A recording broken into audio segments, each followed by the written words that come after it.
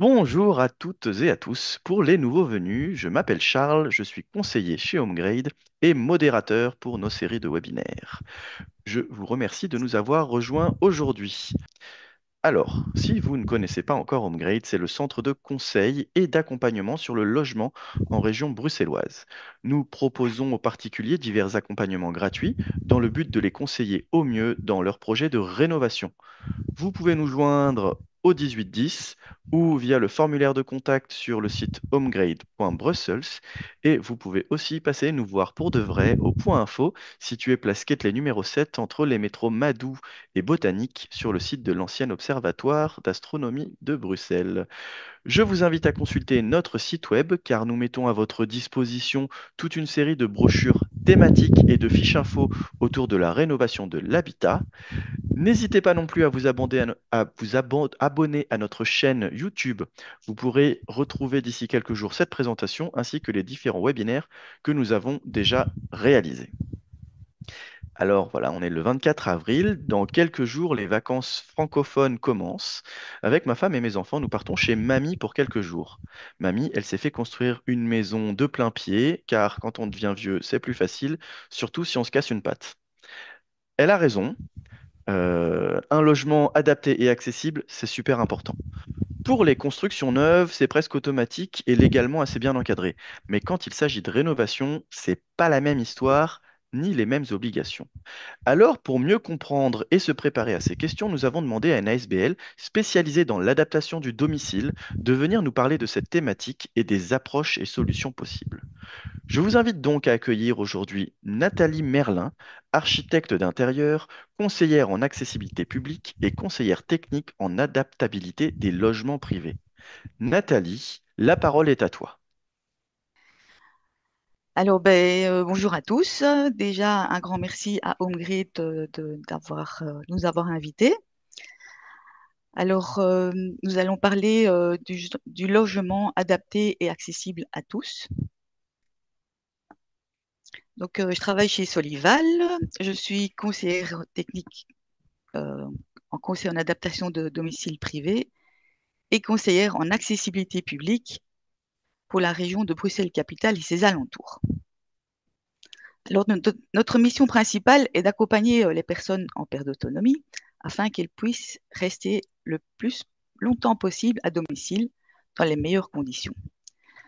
Donc, Solival a plus de 20 ans d'expérience dans le domaine de l'adaptation du lieu de vie. Donc, nous réalisons des conseils en aménagement du domicile et des conseils en accessibilité du lieu de vie. Alors, là, vous pouvez voir un peu le sommaire de des points que je vais aborder. Alors, aujourd'hui, nous allons parler principalement des logements pour tous. Donc, la population belge vieillit et son espérance de vie s'accroît. Donc, la demande de logement pour les personnes à besoins spécifiques augmente. Étoffer la diversité des logements disponibles est indispensable dans l'avenir. Ce qu'il faut savoir, comment on peut faire ça, c'est en intégrant les critères de logement accessible, adaptable, adapté dans vos projets de rénovation, de construction et d'adaptation.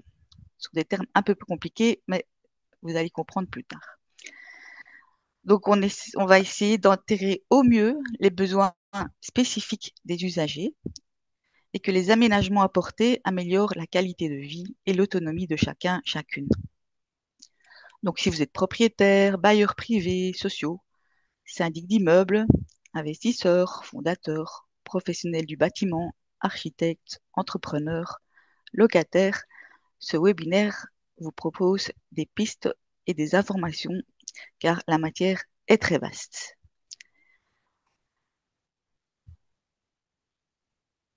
Alors, je vais commencer par quelques points, quelques notions théoriques.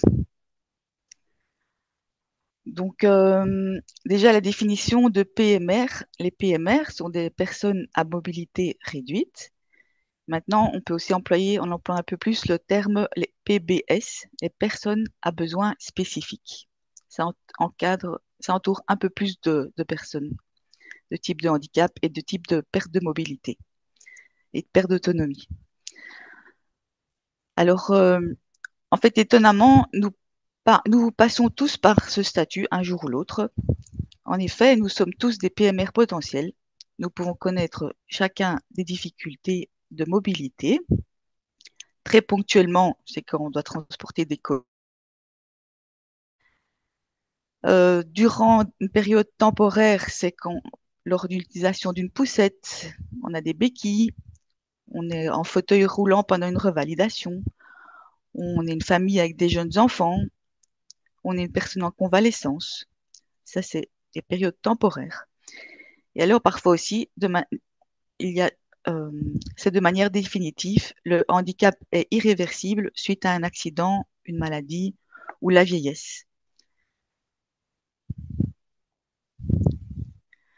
Alors, je vais vous lister un peu les quelques types d'handicap. Donc, il y a les personnes ayant un handicap moteur, donc ça, les personnes qui sont en fauteuil roulant manuel ou électrique, les personnes marchantes difficilement ou appareillées. Il y a les personnes ayant un handicap sensoriel, un malvoyante ou non-voyante, une personne malentendante ou sourde, accompagnée d'un aidant, accompagnée d'un chien guide. Il y a les personnes ayant un handicap mental, les personnes qui ont des difficultés de compréhension. Il y a des personnes avec un handicap psychique. L'accent est mis alors sur la sécurisation, la communication. Il y a aussi les personnes vieillissantes. Ces personnes ont une réduction, enfin, les personnes vieillissantes ont une réduction progressive des fonctions moteurs, des capacités sensorielles et des fonctions cognitives. Alors, après avoir passé tous les types de handicap et je vais vous proposer de parcourir ces dias pour vous expliquer un peu les différents termes qu'on utilise. Donc, par rapport aux personnes qui ont, par exemple, en chaise roulante, il y a une aire de manœuvre. Donc, le fait d'utiliser une aide à la marche, une chaise roulante, a augmenté les dimensions de libre passage, d'aire de manœuvre en raison de l'encombrement et de la maniabilité, par exemple, du fauteuil. Donc, ici en dessous, vous allez voir, il y a l'aire de rotation, le petit schéma en dessous. Donc, l'aire de rotation, c'est le cercle qui a un diamètre de 150 cm. C'est l'aire de rotation, l'aire de manœuvre qui est donnée comme référence dans tout ce qui est la documentation. Voilà, c'est dans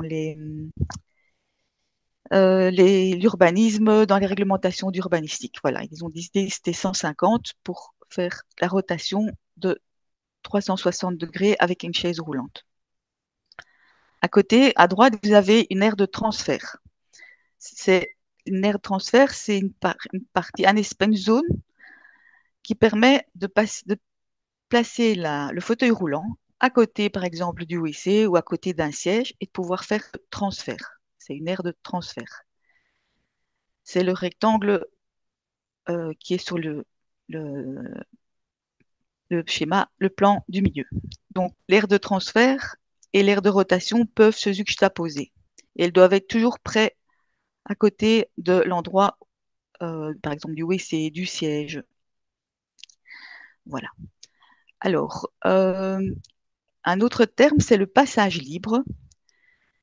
Il faut un passage suffisant, qu'on soit marchante avec une aide technique comme une tribune, enfin un rollator, personne malvoyante avec son chien. Donc, vous voyez, la personne en rollator, il lui faut 88 cm. La personne avec son chien, il faut 110 cm de large. En fauteuil roulant électrique, ça va de 74 à 88. En chaise manuelle, c'est de 74 à 88. Il y a encore un schéma avec une personne avec des béquilles, il faut 90 cm. Enfin, vous voyez, une personne qui est poussée avec sa chaise roulante, avec son aidant, il faut pouvoir, pardon, il faut tenir compte de toutes ces mesures parce que euh, lors d'un conseil à domicile, ben, suivant les techniques que la personne utilise, on devra vérifier que euh, tous les passages libres soient suffisants pour qu'ils puissent circuler dans le logement. Alors, ici, il y a aussi les notions d'utilisation des commandes et des équipements. Il y a quelques graphiques, une personne debout, une personne assise en chaise. Euh, il faut savoir que une personne, le mouvement certaines personnes, donc les zones de préhension est déjà réduites de par, pour une personne en chaise roulante, est déjà réduite de par la position assise, et l'est encore plus en cas de perte totale ou partielle de l'usage de ses membres supérieurs. C'est pour ça que les personnes qui sont en chaise roulante et qui ne peuvent pas euh, se pencher vers l'avant parce qu'ils ont des problèmes, enfin, par exemple, ils n'ont pas d'abdominaux, ben, ils vont pas pouvoir se pencher pour attraper la poignée de porte, comme vous voyez sur la petite photo ici. De même, ils ne pourront pas aller chercher, aller ouvrir le robinet, aller chercher une poignée de fenêtre, une clinche de porte, enfin voilà. Donc, il faut savoir, lorsqu'on fait une étude du conseil à domicile, donc, l'ergothérapeute qui fait l'étude va vérifier toutes les, euh, les zones de préhension que la zone de préhension de la personne pour pouvoir adapter son conseil et trouver des solutions adéquates. Alors, encore un autre terme, c'est la circulation horizontale. En accessibilité, enfin déjà même dans la vie de tous les jours, en fait, il faut pouvoir se circuler du parking, utiliser une voie d'accès, un hall, enfin une porte d'entrée, un hall, un couloir, des portes intérieures. Et tout ça, enfin, c'est normé. Il y a une réglementation urbanistique pour justement pousser à- les personnes qui font des travaux et tout à ce que ça soit accessible. Donc, il faut zéro dénivellation, pas d'obstacle à la marche. Enfin, voilà, il y a différents points qui sont très importants. À savoir, il faut que la porte soit assez large, il faut que comme vous voyez en dessous, il y a des graphiques, des schémas, des plans. Là, on voit une chaise roulante qui va dans un couloir, qui rentre dans un couloir. Là, il faut minimum 120 cm pour pouvoir prendre le couloir perpendiculaire. Il faut une aire de manœuvre de 150 cm. Il faut que la porte puisse s'ouvrir. Il faut que la poignée soit atteignable. Enfin, voilà, comme ça, vous voyez un peu les difficultés.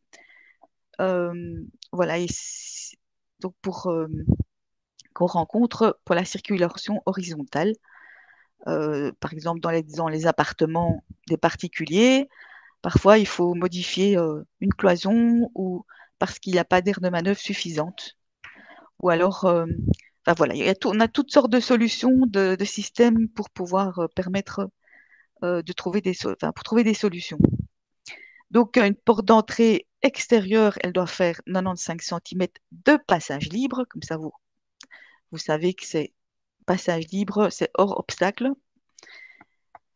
Et des portes intérieures, il faut normalement 85 cm. Alors, après, un autre terme, c'est la circulation verticale. Donc, il y a des escaliers, des rampes d'accès, des ascenseurs, des plateformes élévatrices verticales. Tout ça, c'est normé. Il y a une réglementation pour les nouvelles constructions. Pour les rénovations, on va toujours essayer de tendre vers ces mesures. Et sinon, on peut parler d'aménagement raisonnable. Euh, voilà. Si on n'arrive pas tout à fait aux normes. Donc, comme vous pouvez voir, il y a l'escalier ici, il y a des rampes, des mains courantes qui dépassent sur le palier, qui débordent sur le palier. Les rampes doivent être à telle hauteur, enfin, les mains courantes. La rampe, elle doit faire pas plus de 5%, sinon une personne en chaise aurait des difficultés. Il faut des paliers intermédiaires pour pas que la longueur soit trop éprouvante. En ascenseur, il y a aussi toutes des normes. Voilà. Donc là, j'ai fini avec toutes les petites notions de mots. Alors, nous allons passer à quelques points administratifs qu'il est bon de savoir.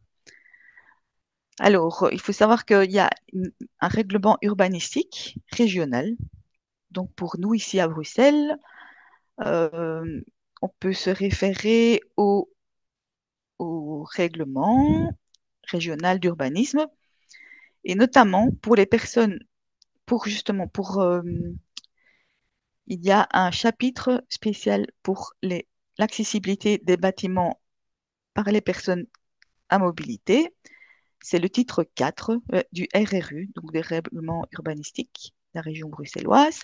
Et là-dedans, vous allez retrouver toutes les normes, la largeur des portes obligatoires, porte d'entrée, porte intérieure, enfin voilà, tout ce que je vous ai, pas mal de, pas mal d'informations qu'il faudra respecter lors d'une construction, lors d'une rénovation. Comme je vous ai dit, c'est pas toujours possible techniquement ou architecturalement de pouvoir se référer. C'est une référence, mais il faudra faire de l'aménagement raisonnable et probablement demander des dérogations. Pour là, nous sommes toujours présents. On fait du conseil en accessibilité et on vous aidera à rédiger votre demande pour justifier le pourquoi on ne on peut pas, pourquoi on choisit cette option-là. Alors, une autre petite caractéristique, quand vous faites des travaux, quand vous faites du conseil en adaptation privé, vous êtes locataire, propriétaire dans un immeuble, ben, il faut demander l'autorisation lors de projets de travaux. Il faut des accords à demander entre le locataire et son propriétaire. Le propriétaire, s'il est dans un immeuble à appartement, devra demander à la copropriété ou au syndic.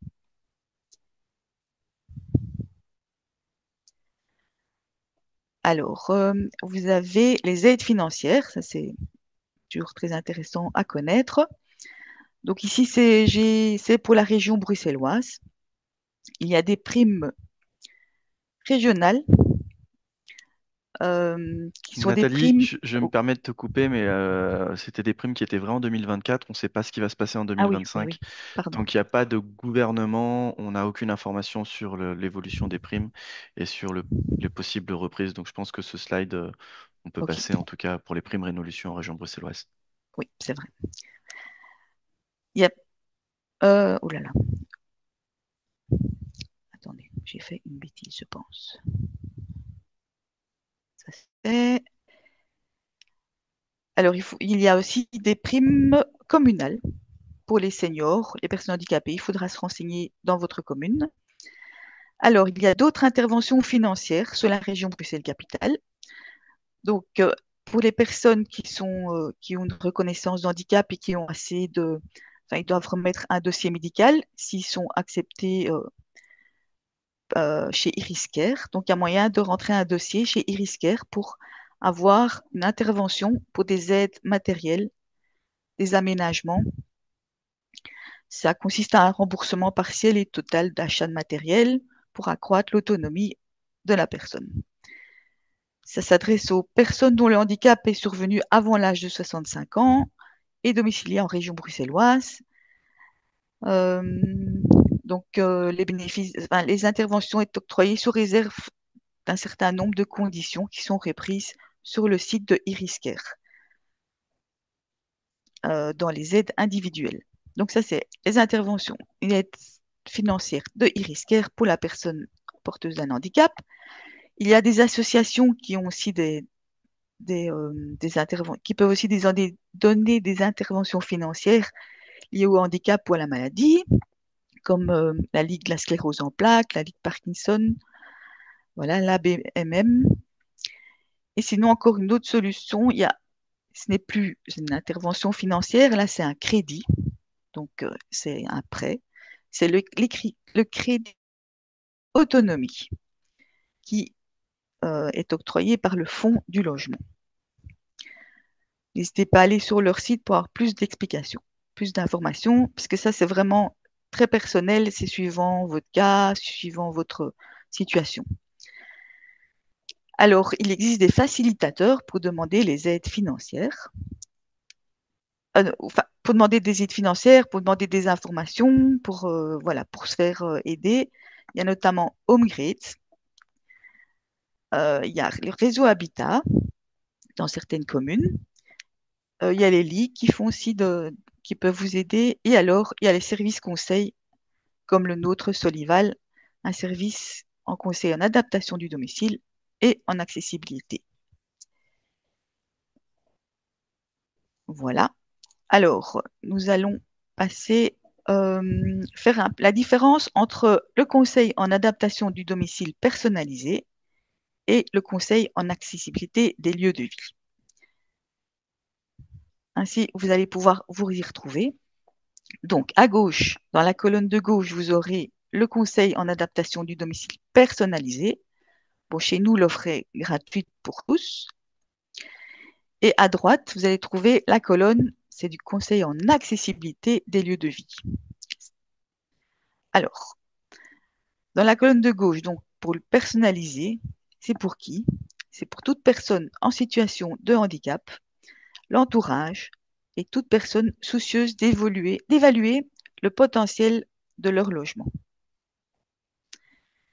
À droite, par contre, là, c'est pour qui? Pour des professionnels du domaine de l'immobilier concernant l'accessibilité de lieux de vie.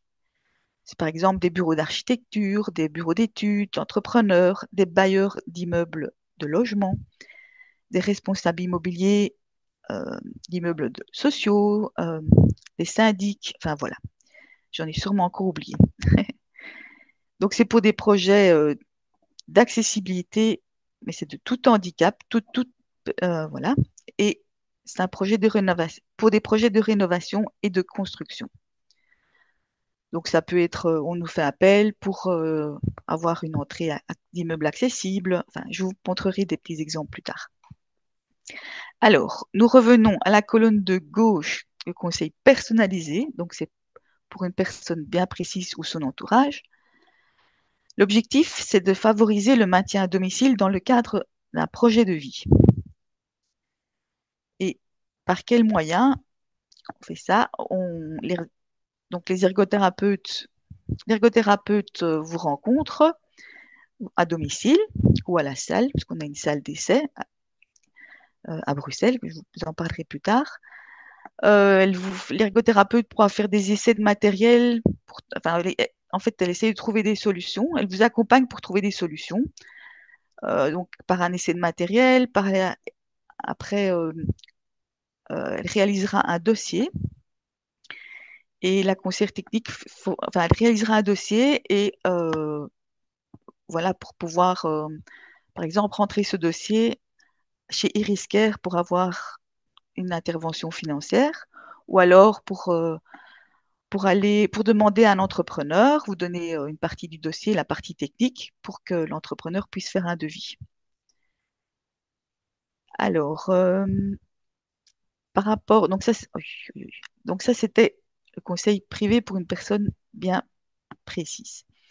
Par contre, en accessibilité de lieu de vie, l'objectif, c'est d'être partenaire de vos rénovations et partenaire de vos nouvelles constructions. Donc, c'est rendre accessible un maximum de lieux de vie selon les normes régionales en vigueur. Proposer des aménagements raisonnables si les normes ne peuvent pas être respectées. Là, comme on a plus de 20 ans d'expérience dans l'adaptation de lieux de vie, on a quelques solutions à proposer. Donc là, c'est pour tout handicap. Ça, c'est pour voilà, tout handicap. Par quels moyens? En fait, on a différentes propositions d'offres. C'est une offre payante et voilà. Il y a une première entrevue, on regarde un peu, on voit le projet, vous expliquez le projet, la personne explique le projet. Après, si vous désirez continuer avec le service conseil, ben alors on va sur place ou sur plan et on étudie votre projet. On compare, on fait un relevé de dimensions, un relevé des informations. Ensuite, on vous recontacte, on vous donne un dossier avec le relevé et les obstacles, enfin pas les obstacles, mais ce qu'on a trouvé, ce qui est non conforme par rapport à la réglementation en vigueur dans la région. Ça peut être en Wallonie ou à Bruxelles.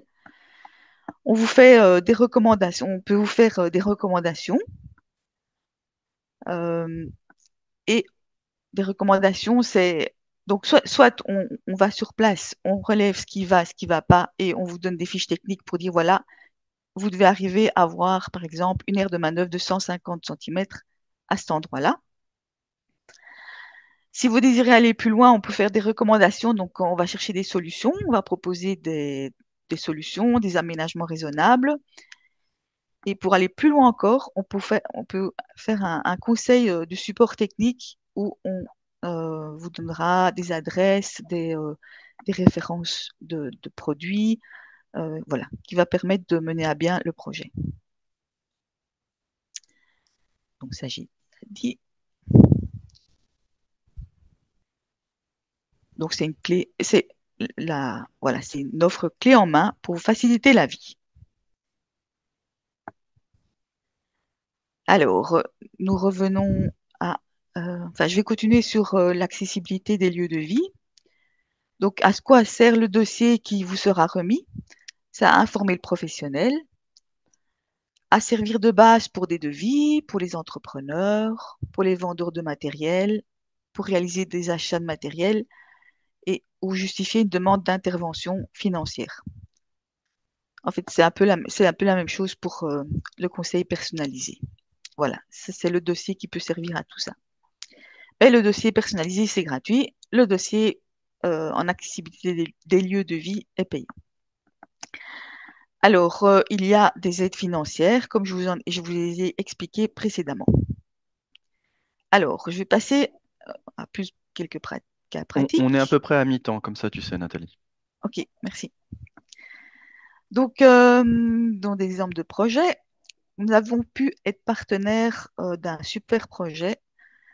C'est le projet RIGA, qui c'est donc c'est un projet, c'est un habitat inclusif et solidaire. Donc, c'est une chouette solution pour inclure, voilà, je vais continuer. Donc, c'est un habitat inclusif solidaire, situé à Scarbeck, dans lequel vivent une mixité sociale et culturelle des personnes plus ou moins valides et moins valides.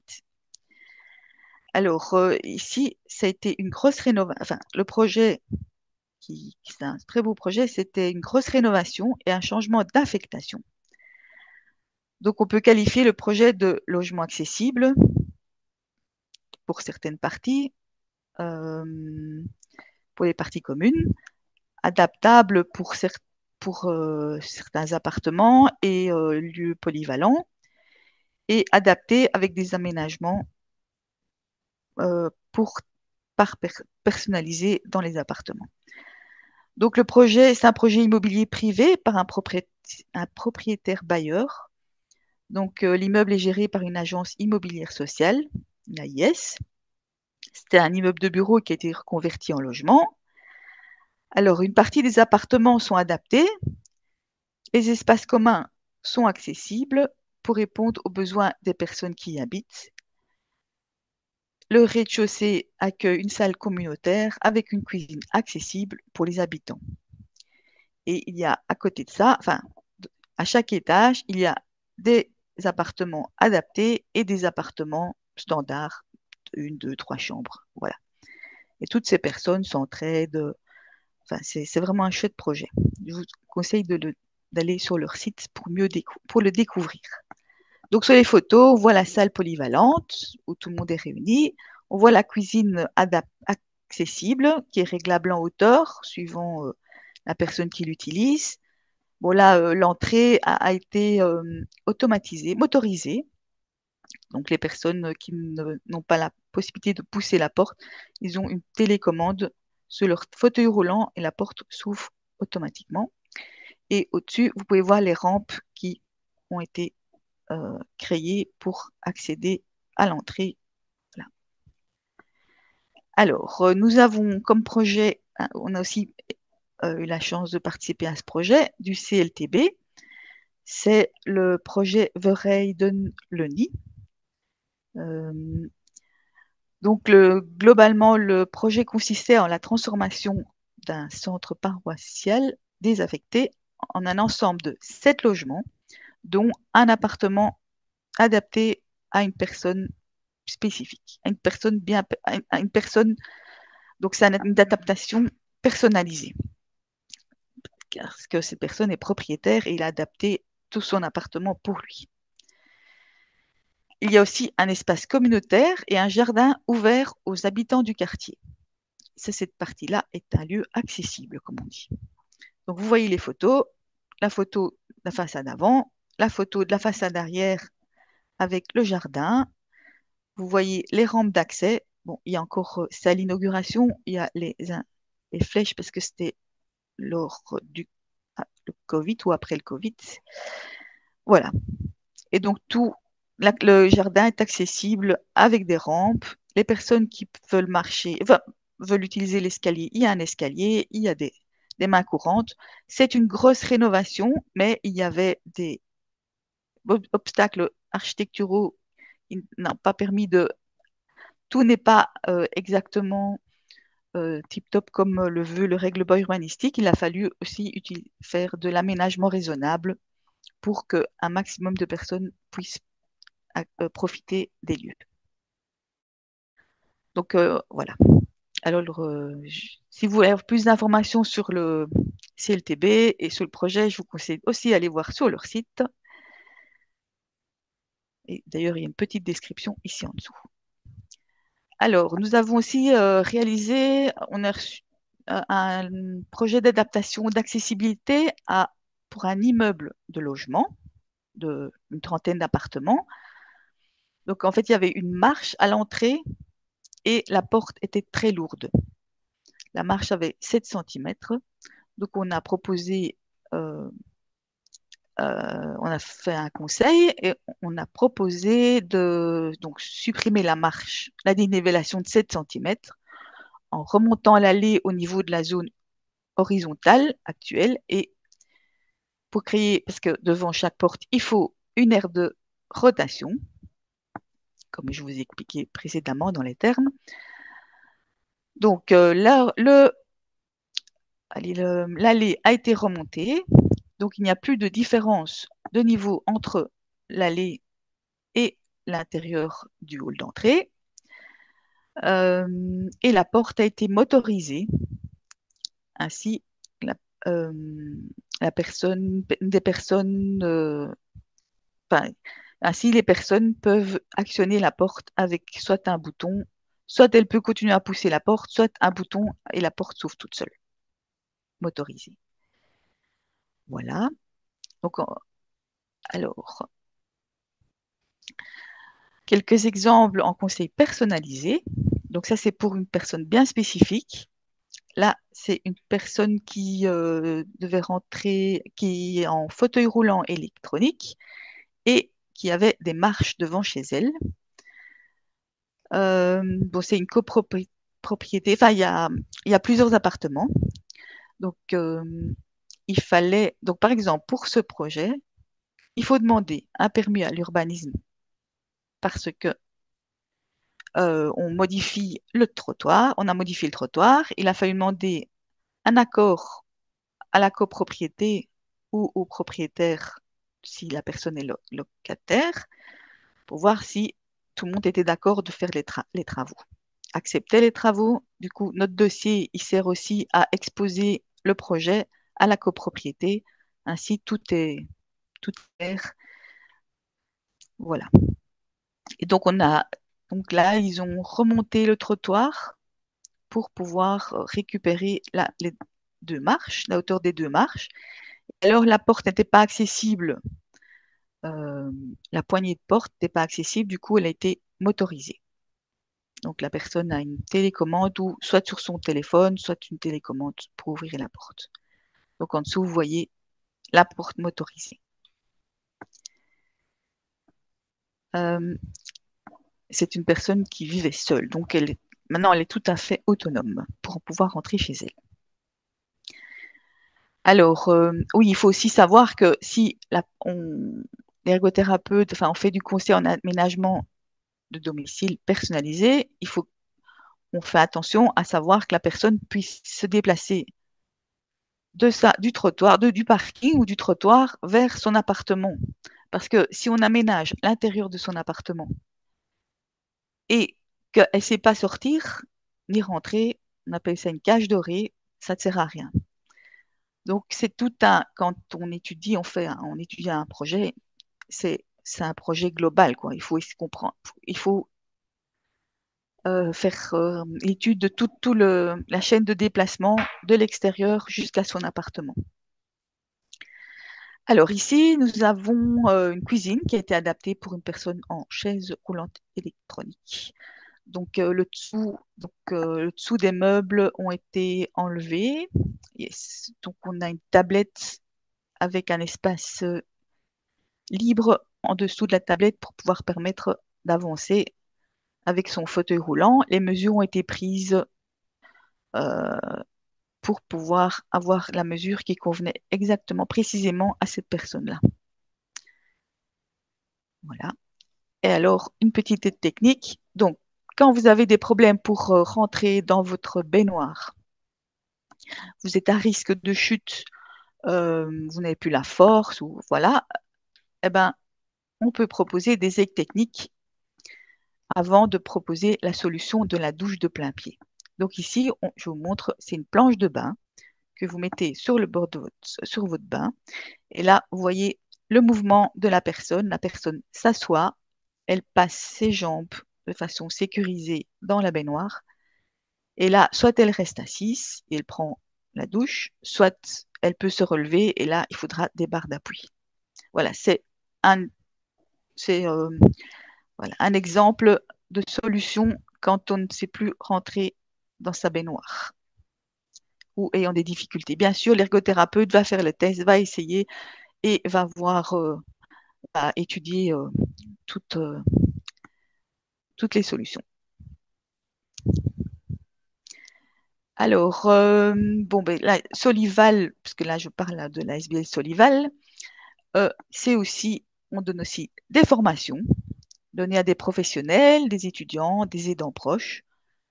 Il y a des découvertes des aides techniques, il y a une formation prévention chute, manutention et aussi aide technologique, contrôle de l'environnement.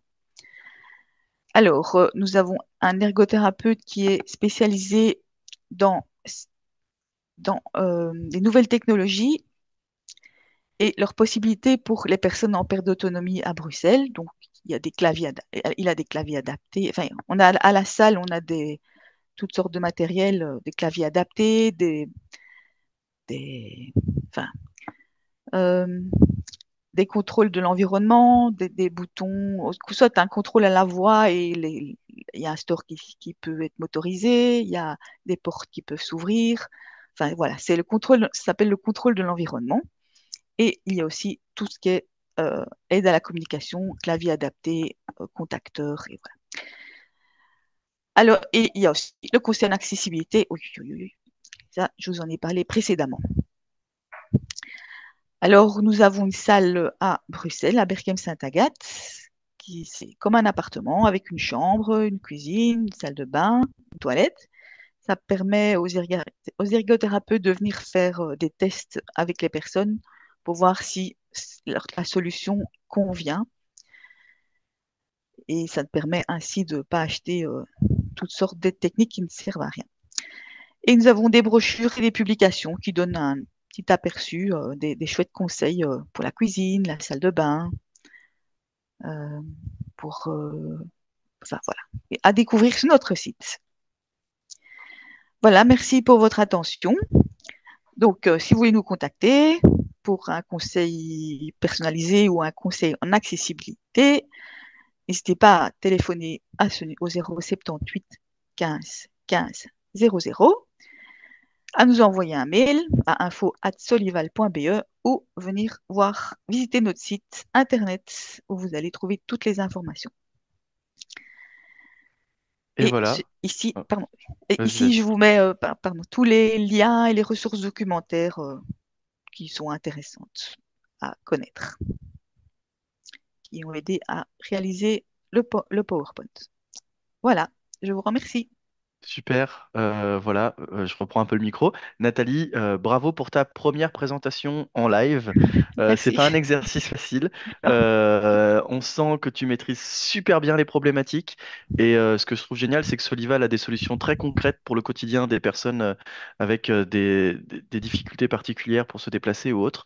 Euh, je Attendez, suis même certain, c'est pas grave, t'as coupé le, mais on voit ta tête, c'est très bien. Ok.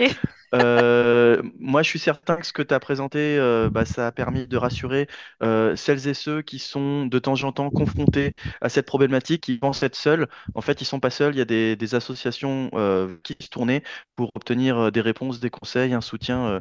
Je trouve ça génial. Tu as parlé des ergothérapeutes. Je trouve ça super bien que voilà, il y a des professionnels de la santé aussi qui soient complètement inclus dans dans ce projet-là, parce que de temps en temps, on a quelqu'un qui pense à une problématique sans forcément aller plus loin. Moi, je suis convaincu de la solution. Il y a parfois des petites choses qui perturbent la vie, l'autonomie de la personne, et en fait, c'est parfois très simple à résoudre. Et il faut vraiment en parler, il faut questionner. Et voilà, parfois on prend des décisions de partir en maison de repos, et c'est dommage parce que la personne perd toutes ses attaches, tout son entourage, tout son quartier, et c'était pas vraiment nécessaire, quoi. Il y a moyen, franchement, de trouver beaucoup de solutions. Et c'est un challenge pour chaque personne qui vient. C'est un challenge pour nous pour trouver vraiment des solutions. Ouais, qu'elles restent à domicile le plus longtemps possible dans leur Voilà. quartier, avec les gens qu'ils connaissent, les voisins C'est qu'ils ont l'habitude de voir. c'est très rare. Mais parfois, il n'y a pas de solution. Mais on est enfin, il y a une quinzaine d'ergots. On se partage nos informations. Si on est coincé on a un os, c'est pas grave. On va questionner les collègues, enfin, les ergothérapeutes. Voilà, moi je suis conseillère technique, donc j'essaye d'apporter aussi mes références, tous les produits qui existent pour justement trouver des solutions. Et maintenant, franchement, ces dernières années, on a beaucoup de produits qui apparaissent, qui sont créés, et c'est vraiment c'est génial pour l'avenir des personnes qui sont en difficulté. Ah bah surtout si Euh, vous avez un en- retour d'expérience avec ce qui fonctionne et ce qui fonctionne pas. Aussi, C'est oui. vrai que c'est un peu dommage. Il y a une question qui d'ailleurs est très intéressante puisqu'elle elle est souvent soulevée. Est-ce que vous pourriez donner des exemples et des explications sur la transformation d'une salle de bain en salle de douche? Puisque là, vous aviez proposé voilà, l'assise pour garder son bain, mais de temps en temps, il vaut mieux peut-être remplacer. Est-ce que vous pouvez donner des petits conseils techniques, des retours d'expérience? Oui, pardon. En fait, déjà, il faut aller voir la salle de bain existante, donc voir un peu techniquement si c'est possible ou pas, parce qu'il y a toute la partie technique de siphon, en fait, l'évacuation. C'est un peu technique pour vous peut-être, mais c'est ça euh, c'est la grosse problématique de changer un bain en douche, surtout douche de plein pied, donc sans obstacle à la marche. Parce qu'il faut voir, soit on a des siphons, enfin c'est un peu technique, mais qui peuvent rentrer ultra compacts, qui peuvent rentrer dans la chape. Si il y a une, si la personne sous sa salle de bain, il y a un local technique, une cave et tout, alors on passera avec un siphon vertical et ainsi on solutionnera et on pourra mettre euh, un receveur douche de plein pied, receveur ultra plat ou douche de plein pied. Soit carrelé, soit avec un receveur, soit. Enfin, ça, On peut donner tout à fait les conseils, on a des fiches techniques, on peut suivre la personne dans sa recherche euh, de modèles, de solutions. On prend les mesures chez la personne et on lui propose un plan en 2D, 3D, en 3D, si possible. Voilà, parfois c'est pas possible, mais en général, on propose un plan 2D, en 3 dimensions, comme ça la personne peut voir un peu à quoi sa salle de bain va ressembler. Sa salle de douche, alors, ressemblera. Oui, sa salle de bain se transformera en salle de douche. Super. Oui, Et j'imagine que ça arrive régulièrement. Vous faites ça plusieurs fois oui, par oui, an? oui, oui, oui, oui, oui. Ça, c'est vraiment une des grosses demandes. Ça, la plupart de nos demandes, c'est changer le bain en douche. Il faut aussi savoir, on va vous expliquer qu'il faudra renforcer les parois, les parois à certains endroits pour pouvoir mettre des barres d'appui, par exemple. Tout ça, on vous conseillera, on vous donnera enfin, on vous informera, on informera l'entrepreneur. Super. Voilà. Je sais que nous, Tous on les a points déjà été. d'attention, mais il y en a tellement que on ne sait pas les dire. Enfin, je peux pas les donner tous comme Pouvez ça, pas mais tout donner, mais il y a effectivement non. plein de points d'attention. Et moi, je vais juste prendre un point d'attention qui était financier. On a plusieurs fois des personnes qui sont venues nous voir parce que des entrepreneurs peu scrupuleux leur avaient promis des primes mirobolantes en transformant leur salle de bain en salle de douche. Et il n'y avait pas le droit. Donc, je pense que vous vous renseignez sur ce qu'elles sont. En tout cas, à l'époque, il y avait des primes. Peut-être qu'il y en aura à l'avenir. Je pense que vous aurez un regard beaucoup plus neutre et beaucoup plus professionnel sur la question. Oui, tout à fait. On veille quand Parfait. même à ce que le projet puisse aboutir dans les meilleures conditions pour tout le monde, hein, pour l'entrepreneur, pour le client, pour tout le monde. Une petite question sur comment résoudre à l'intérieur d'un appartement une sortie d'une chambre à coucher ou en tout cas d'un espace de vie vers la terrasse quand généralement bah, il y a une petite différence avec une terrasse qui est plus haute par exemple de 25 centimètres. En fait, il y a quelques solutions. Soit, si c'est possible, c'est relever le niveau de la terrasse avec des dalles sur plot ou voilà, un revêtement sur plot. J'ai l'impression que la terrasse est plus haute. Ah, elle est plus haute. Ça, c'est rare, ça. Ah non, 25, Euh, différence de 25 chambres plus hautes que la terrasse. Non, oui, non. Effectivement, moi, ça me paraissait oui. problématique en termes d'écoulement d'eau, mais non, là, effectivement, ils disent que c'est la terrasse qui est plus haute, la terrasse, ouais. Donc, soit on peut proposer que la Surélever la personne terrasse. surélever la terrasse, ou alors mettre des passe-seuils, comme on appelle. C'est pour passer au-dessus du châssis, du dormant, du châssis. Mhm. Donc, il y a des rampes d'accès, il y a des seuils. Enfin, il y a toutes sortes de solutions. Il y a moyen. C'est pas toujours facile mais il y a moyen. C'est vraiment du cas par cas. Ok. J'ai une question un petit peu compliquée qui serait comment transformer un WC pour inclure une fonction bidet. Vous savez si c'est possible. On utilise quand même de moins en moins de bidets, mais il y a peut-être des cas dans lesquels ça peut Oui. être plus qu'utile. Oui, en fait, ça s'appelle des WC avec douchette Mhm. intégrée. Et donc là, il faut une arrivée d'eau et une arrivée électrique. Ça dépend. Si vous n'avez pas d'arrivée électrique, il y a moyen d'utiliser la pression de l'eau, mais il faut avoir une bonne préhension de la force dans les doigts. Sinon, sinon, pour bien faire, il faut arrivée d'eau et arrivée électrique. Soit la personne remplace son WC, la cuvette, par une cuvette avec douchette intégrée, soit il existe les Des lunettes et systèmes de abattements. douchettes déportées, Aussi, il y a aussi. ouais, qui Il seraient y a sur le moyen côté du aussi. WC et qu'on peut Voilà. utiliser à l'intérieur. Oui. Effectivement, super. Très bonne idée, très bon conseil. Une dernière question. Pouvez-vous dire jusqu'à quelle hauteur on peut remonter un trottoir pour éviter l'escalier? Remonter un trottoir. Bah, je pense que Ah oui, oui, ça oui, reprend oui. le Ok, par modèle que vous rapport. avez eu, Oui, oui, parce que oui, oui. je pense qu'il y a aussi Ça, des c'est. questions financières, d'acceptation de la commune, etc. Voilà. Ça, c'est vraiment au cas par cas, quoi. Il faut demander à la commune, voir ce qu'ils acceptent, voir s'il n'y a pas des impétrants, c'est des tacs Le pour gaz, l'eau, le l'eau, gaz, voilà, les impétrants. Parce qu'il y a aussi moyen donc il y a moyen, soit on rehausse le trottoir, mais il existe aussi des rampes amovibles ou des rampes juste posées. Euh, Enfin, là aussi, il y a énormément de solutions. Soit c'est des rampes que la personne met sur sa chaise et qu'elle emporte partout, soit il y a des rampes dans la construction, dans comme, comme le trottoir, ou alors il y a des rampes en métal.